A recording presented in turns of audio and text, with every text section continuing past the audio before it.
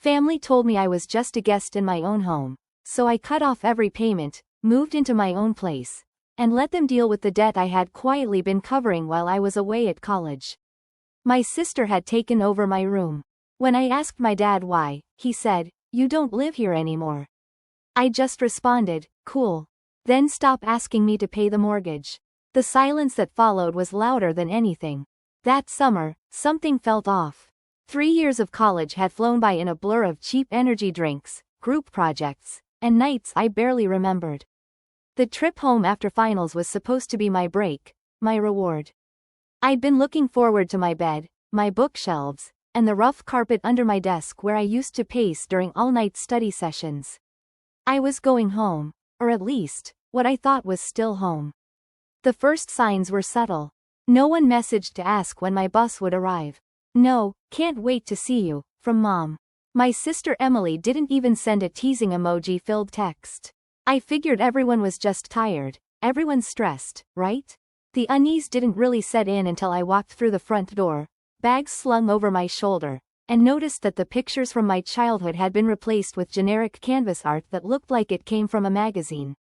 I paused on the stairs, inhaling the scent of Emily's favorite vanilla candles and her usual brand of detergent.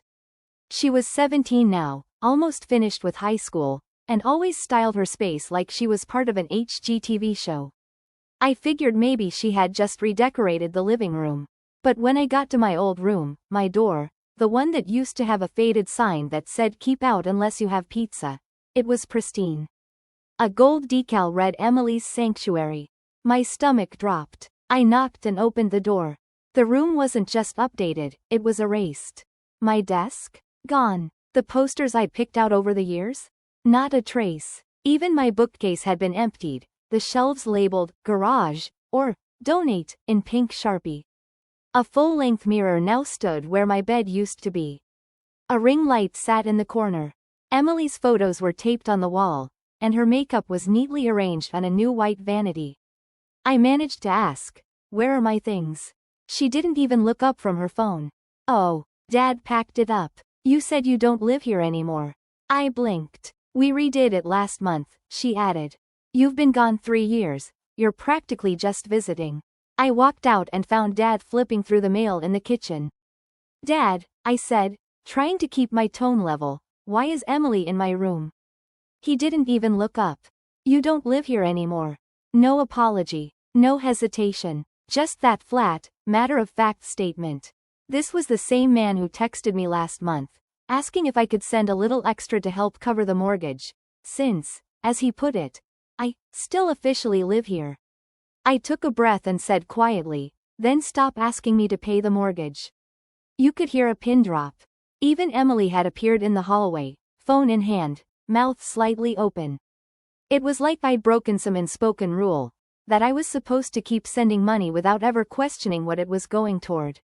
But I wasn't playing along anymore. Dad just stared, as if I'd cursed at him or violated some sacred boundary I never knew existed. I didn't back down. I let the silence fill the room. Eventually, he cleared his throat, mumbled something about attitude, and left. I didn't follow. I walked outside and sat on the porch steps. The wood was still warm. The yard hadn't changed much, the slanted shed, the slightly overgrown grass. I noticed a new flower bed, all lavender, Mom's favorite. But I wasn't thinking about flowers. I was thinking about money. For 3 years, I'd been sending checks. It started with $150 a month. A small gesture. I was in the dorms, barely scraping by with teaching gigs and frozen meals, but I thought it was the right thing to do. I was still part of the household. Then it rose, $200, $300, and sometimes more. Random Venmo requests labeled utilities or maintenance. And each time I hesitated, there'd be a text. The family helps each other. I believed that, until I saw my belongings boxed and labeled for donation, treated like clutter during spring cleaning. I remembered Emily posting on Instagram a while back, showing off her new vanity mirror. "Finally got the glow up I deserve. Blessed," the caption read. I liked it. I even commented. I didn't know then that I had paid for it. I pulled out my phone, opened my banking app, and scrolled through the scheduled transactions. The May payment was still pending. I hovered over the cancel button, and pressed it. Then I deactivated the automatic transfer my parents had set up 2 years earlier. For convenience, they had said. That night, I didn't eat dinner with them. I went out to a dive bar from my high school days.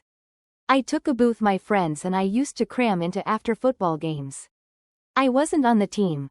I played in the pit band, but they always saved me a spot. Now I was saving one for myself. Just me. And honestly, it felt good. The consequences came quickly. The next morning, I was making coffee when Dad walked into the kitchen with that stiff posture he had when he was upset but didn't want to admit it. He poured himself a cup and asked too casually, "Hey, did your transfer go through?" I didn't see it hit the account.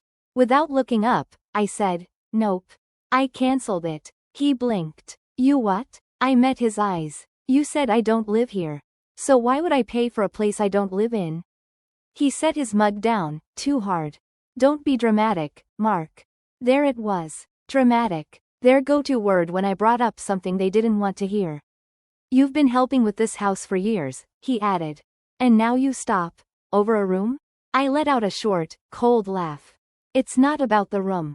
"Then what is it?" "It's about how clear you made it that I'm not part of this family home anymore." Emily tossed my stuff. "You said I don't live here. So I'm just making it official." He opened his mouth, then closed it. Then came the guilt trip. We were counting on that money. The mortgage doesn't pay itself. I raised an eyebrow. I was counting on having a family that respected me. We don't always get what we want. Just then, Mom entered the room, dressed for work, peppermint tea in hand. She glanced between us but didn't say much. "Mark," she said calmly. "Let's not do this. Not while you're home." I set my mug down. "I'm not home. You made sure of that." And I left the room. Later that day, Emily knocked on the door to the guest room, her old room, which they offered me like some kind of consolation prize. She leaned on the doorframe, arms crossed, makeup perfect. "You're really blowing this out of proportion," she said, like I'd overreacted to a minor inconvenience. "You moved into my room, repainted the walls, replaced my furniture, and didn't say a word." "It's been 3 years," she scoffed. "You've got your life. I needed space." "You had space," I replied. "You just wanted mine." That gave her pause. She shrugged. "Well, sorry. But you weren't using it." "I paid for it," I said evenly. She frowned. "What's that supposed to mean?" "It means the mirror, the desk, the paint. You bought all that with money I sent. It came out of my monthly deposits, so enjoy it. It's the last thing you'll get from me." Her mouth widened a bit. She didn't expect me to snap back. I wasn't supposed to say those things. I was supposed to be the reliable big brother. The one who helped. Not anymore. She walked off in a huff, muttering something under her breath. I didn't ask her to repeat it. My bags were already packed. I left the next morning. No dramatic goodbye. No emotional farewell. I just zipped up my suitcase, walked past Dad half asleep in his recliner, and headed out. Mom stayed in her room. Emily had already left, probably off having smoothies with friends, clueless about the storm she helped create. I grabbed an Uber, took the first train back to university. Technically, it was summer break, but the dorms were still open. Not fancy, thin beds, white walls, vending machines buzzing down the hall, but it was mine. All of it earned. That afternoon, I sat at my desk with my laptop open and a half-finished Red Bull. I didn't email my parents. Those lines were cut. I contacted scholarship offices, internships, and student housing committees. I was done giving my all to people who saw me as expendable. Then it happened. An email came in from a marketing agency I'd applied to midterms. They offered me a full-time paid internship for the summer. I read it 3 times before it sank in. I called back before the woman even finished asking if I was still available. I said yes. 2 days later, I signed a lease for a studio apartment. Small, nothing special, old bathroom tile, but it had a lock, a little balcony, and space for my stuff. My money finally went towards something that was mine. No more vague Venmo requests for water bills. No more midnight texts from Mom asking if I could contribute this month. I shut it all down, changed passwords, cancelled auto-transfers. Then came the messages. First, "Hey, just checking in. Did something happen with the payment?" Then, "This isn't how family works. You promised, Mark." And finally, "You're punishing all of us because you're mad at Emily?" I didn't respond. I posted a photo instead, my new apartment keys on the counter, next to a six-pack and my laptop.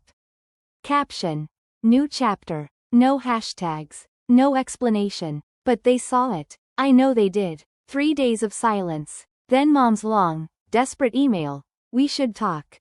She wrote about stress, how things got out of control. Said I'd always been the dependable one.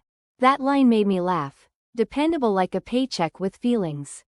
Then Dad sent a $100 request for plumbing. Declined. Then $200. Declined. That night, I posted another photo, my new office badge. Just the lanyard and a logo on a glass wall. Caption: First week. No likes. But I know they saw that one too. Emily broke the silence with a blurry photo of her room. Caption: Miss my peace. Some people are just selfish. No tag needed. Everyone knew it was me. A friend even sent me a screenshot of her private story. Crying selfie, boxed vanity mirror, the works. And yeah, it stung. Not the drama, just knowing I paid to keep her comfortable for 3 years. That mirror, that life, all gone. I had only just begun.